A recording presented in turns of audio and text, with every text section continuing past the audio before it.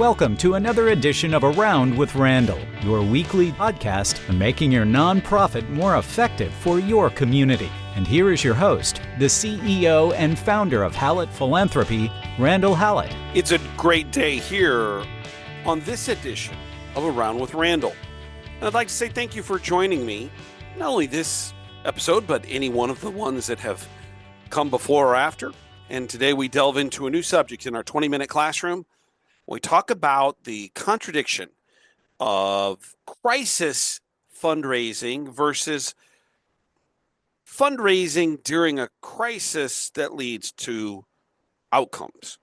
And you may think, well, aren't those the same thing? We'll get into that. They're not.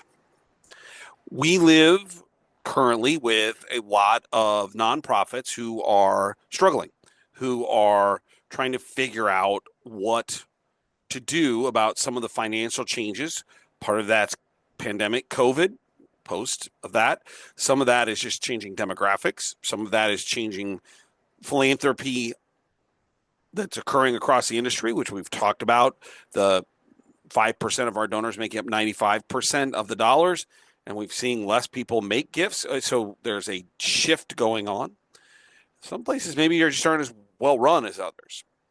There's a lot of factors that go into crisis. I'm going to try to stay away from crisis like what we talked about in several episodes ago around crisis fundraising, like as in the fires in Los Angeles. I'm talking about crisis where all of a sudden, probably most likely financial, the organization has got to make some decisions. And the question becomes how you market those, talk about those, and fundraise from them. What am I talking about? Well, let me just give you a couple of examples. In the last, in some cases, month, in some cases 6 months, the following hospitals either announced or did close: Mount Sinai Beth Israel in New York City, Rockledge Regional Medical Center in Rockledge, Florida, Christus Santa Rosa Hospital in San Antonio, Texas. If we look at universities, not the big ones yet, but we've seen private, smaller schools close. Pittsburgh Technical College in Oakland, Pennsylvania closed. Olivet University. By the way, these are all organizations that have been in existence for more than 100 years. Olivet University in Mill Valley, California. Social and community organizations like the San Francisco Conservation Corps, 42 years of existence, San Francisco closed. Friends of the Douglass Library in Hebron, Connecticut, another organization for 40 years, closed. When we look at maybe industry-wide, the two probably most monitored or at least industry-wide data sets is in universities and in healthcare and hospitals. According to Becker's, 37% of the hospitals are currently running with a negative net margin.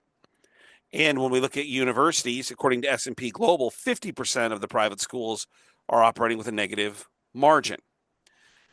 Crisis is existing in lots of different ways. I just gave you a list of places that have closed. Maybe inside, let's take for an example, a university. It's the School of Arts and Sciences that tends to be closing, or drama.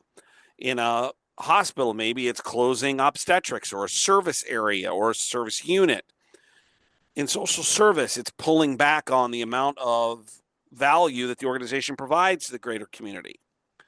Crisis comes in many different ways. And because donors choose to give to not only the organization, but most often, not taking larger dollar figures, unrestricted dollars are giving to specific programs or things within the organization, what we find out is that it may be the organization's in crisis, maybe the department's in crisis, maybe a particular area is in crisis. How do we deal with this?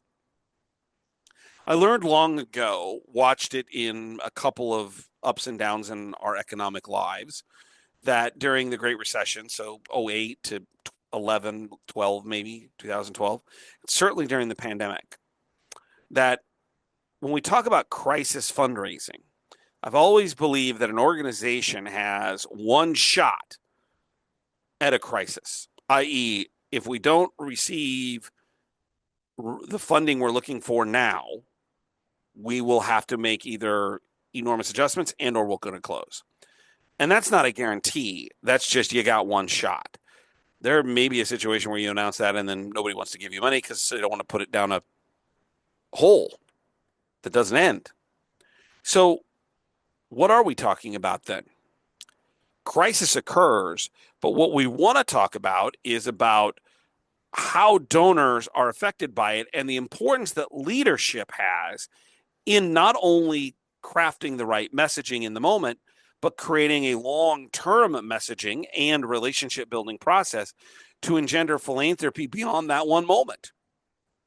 And this may be very practical in the very end about things you can say and do when you're having conversations with, we're really struggling to, we want to keep you involved and we want to keep you hopefully giving and doing so in a meaningful way.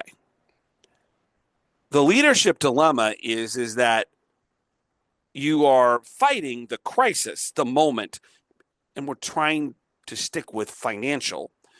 The moment, the revenue that's unpredictable. Maybe it's government funding in the world we live in, and there could be a challenge there. But there's a not only a financial urgency, there's an emotional urgency that comes from this process. But at the same time, donors, sophisticated ones that you want larger sums of money for, are not just looking for how are you going to solve this particular crisis. What they're looking for is how are you going to solve the overall problem. So let me give you an example. I'm working with a nonprofit organization right now in their strategic planning, and the conversation was stemming around we need to raise more dollars, more philanthropy. And what I asked of the board of this task force is kind of leading us into this strategic planning session wasn't, well, how do you want to do that? It was, well, is your goal to raise more money or is it to bring a stronger sense of financial stability and growth to the organization over time? And they all just looked at me. So I added one more point. Sometimes the broader perspective is more important. Certainly philanthropy can be a part of creating financial stability, but financial stability also probably lends itself to the organization making some adjustments. Maybe their expenses, maybe there's program changes, maybe we're going to change the way we do our business. But philanthropy isn't going to just solve that problem as much as they want the organization wants them to. They're going to have a larger, more robust conversation, which gets us to the fact that what we're really talking about in crisis is not only what we're doing now, but what's the strategy coming out of it? How are we going to make change? And this is where leadership sets the tone for both short and long-term adjustment, and most importantly, building trust with donors. So let's kind of begin to build into what we're talking about in terms of theory and example, and then we'll get into the tactical. As an organization begins to see its financial future shuddering, just a little bit shaky, not quite sure what to do, often we see the organization say, well, we're just going to cut expenses and cut our way out of it. I've never seen that ever work long term. You just can't cut expenses. You're going to have to make changes.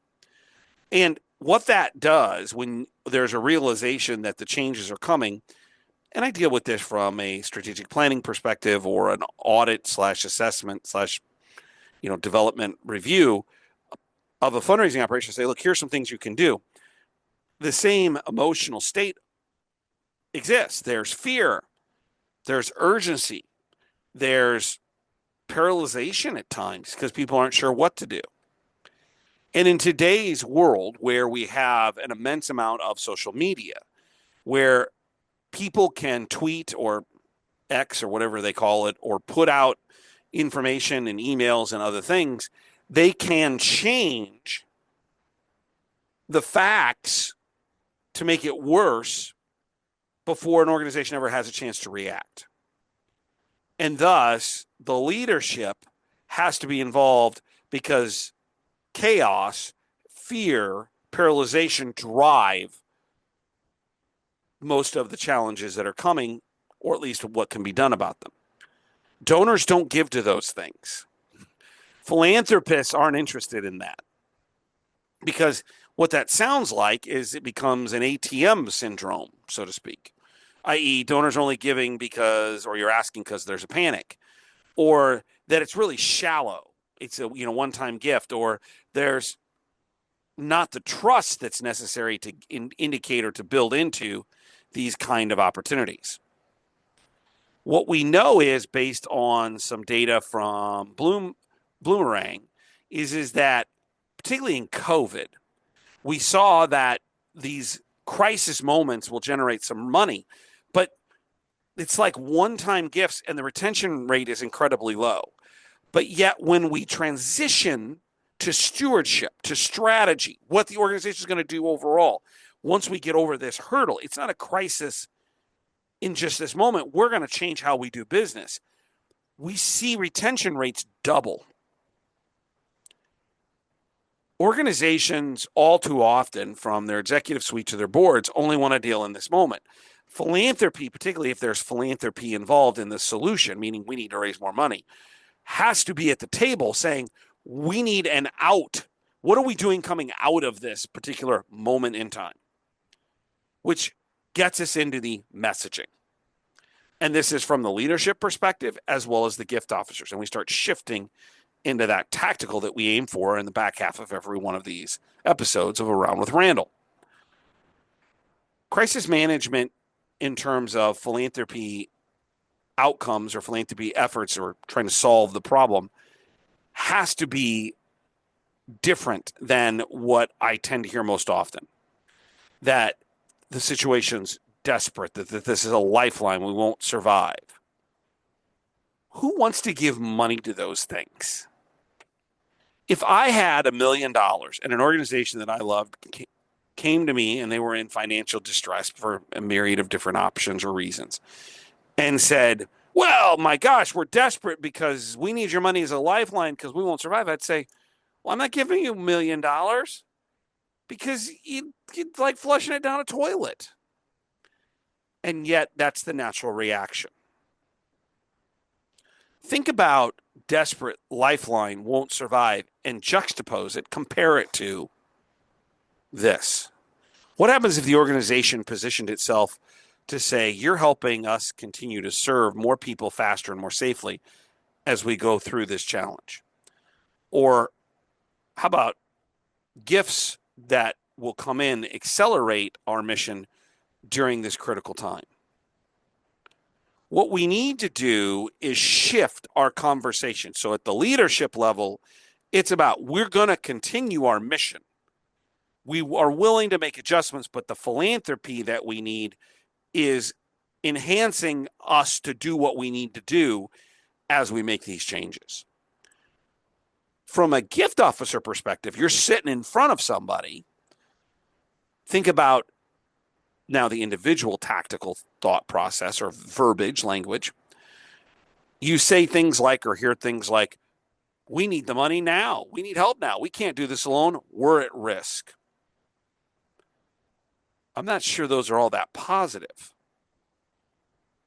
Think about it if we change that conversation by saying things like, you're helping us to continue advance the mission as we make adjustments. Together, we are expanding our impact while we make changes to ensure that we're here forever. We're responding to these challenges with strength, and your money's helping us to do that. The messaging at the top is about the organization is continuing, and we are looking to make some adjustments, but we are continuing to serve that mission and accelerate the changes that will allow us to grow, to be what we should be. Individually, it's not about begging, which we talk about kind of at a base level of never doing, about still investment, partnership framing, as opposed to desperation framing. So if we change our vernacular and the organization internally makes changes so there's some long-term planning. And although philanthropy may be at the table, we don't control that, the board and the CEO, but you can push, hey, what are we doing in 6 months as we come out of this? Maybe a question that should be asked. How are we going to communicate that? Because that leads us into the messaging and the connection after this bump in the road. And that's actually where we get into stewardship, where we get into messaging in a way that says, we're doing all the right things and we're looking to continue and want your engagement. Leaders, philanthropic and otherwise, but in our case, philanthropic leaders should start framing about the future after the crisis. If you can't talk about what's going to happen after 6 months, how are you going to attract people to invest in you? That's transactional on your part, not theirs. And if you're already transactional, they're never going to become transformational. Donors, that is. So think about the verbiage and the thought process of today's support helps us respond to this moment in time, but we're building on for what comes next. We're making changes along the way. And so your plan coming out of this, if the goal was we needed to raise $600,000 in a very quick time frame to ensure the particular program, the particular area, the organization, whatever it is, then while philanthropy is out driving those conversations and we've changed it to being more positive and more forward thinking, and we're engaging at a high level, philanthropy, the philanthropy office, development office, foundation, whatever, has to be messaging as soon as this process begins that stewardship is instantaneously sought after and engaged, that we are immediately stewarding donors who gave to this.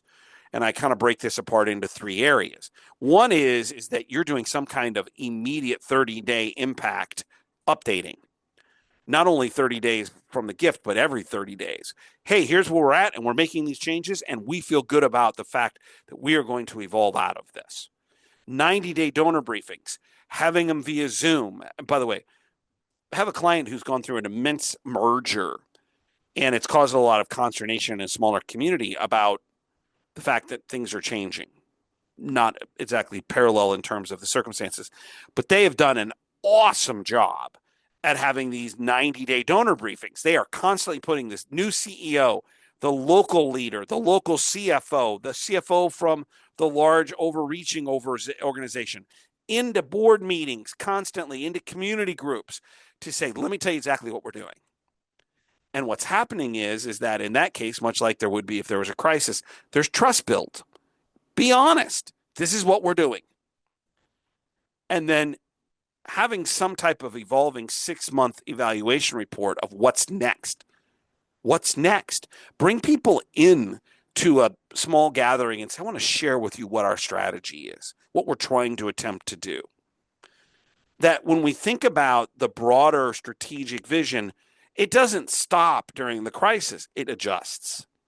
And that we need to talk about it from that perspective, and that stewarding, if done correctly, crisis can lead into strategic momentum, meaning we're moving forward much more quickly with the changes we probably should have made a while ago. All of this is to say is that there should be some internal process as a part of this. The CEO needs to participate very heavily in the communication. If they're behind a door and nobody ever sees them, and I would say this is also true of other executives, but the CEO carries the mission with them when they walk in the room. That's just the way it is as a nonprofit CEO. If they're not actively involved in the post-crisis, post-challenge donor briefings and personalized thank yous and these 30 and 90-day updates and briefings, then there is a piece missing that's going to be hard to overcome. That might be an interim leader. That might be the current leader. That might be a board chair who's supporting the CEO. You got to get the CEO involved. And that the board is actively engaged, not only in the thank you process, but in answering donor questions. The more people you have all saying the same thing, singing the same tune, here was the plan, here was the problem, here's how we're changing. Now you can build into deeper, more meaningful donor retention. My money, the example, $1 million a few minutes ago, and we talked about it from the perspective of we're going to be desperate, you're a lifeline, we won't survive without this money. Think about it if I gave that money and all of a sudden every 30 days I'm getting an update. We're doing great. Let me tell you what we're doing. Maybe I'll invest more money. Maybe I'll be more philanthropic if they have everything buttoned up, changed, improved. This is why you need that CEO, the board, and everybody on alignment so that you can get to framing this post-crisis, post-moment communication, recognizing those that made the difference in the network. You helped us get through this challenge. You are helping us look into the future during a moment when there was a little bit of upheaval. You stepped up in this critical moment, and we're now inviting you to help us shape what the future is going to look like based on some of the work that we've done. Because of you during this, whatever that is, you were able to help us by doing this, and now we want to continue with that opportunity. All this is to say is there's a lot of tactics and verbiage today as we have either small parts or large or entire organizations, but small parts of organization, small programs, whatever. You have to frame this as it's, yes, there's a challenge. Yes, we're going to be honest, but it's not the end of the world, because if it's the end of the world, just close the place. What we're talking about is resetting, needing some additional dollars to do so, with the mission being pure and a new direction of us how to solve that, and be able to communicate that with donors in the community so that you feel and they feel as if you're moving forward internally and externally. That's the way you handle crisis. That's the way you handle philanthropy in those moments. And again, it doesn't have to be the whole organization. It could be a part of it. A particular service area or college or whatever has a challenge. Here's what we're going to do. Donors might give in crisis. They're more likely to give in crisis if you think about it strategically and are willing to admit there's a challenge and make changes along the way. And in doing so, you shift from an emergency to a strategy that builds out toward the future. All too often, organizations that just throw their hands up and say, if we don't get the money, we're closing, pretty much end up closing. Those that come out and say, we have a challenge, and we're going to adjust our operational internal direction or things that we do every day to meet the strategic vision and the mission of the organization, are the ones that survive. Help your organization be positive looking forward with strategy and not just chaotically looking for a savior.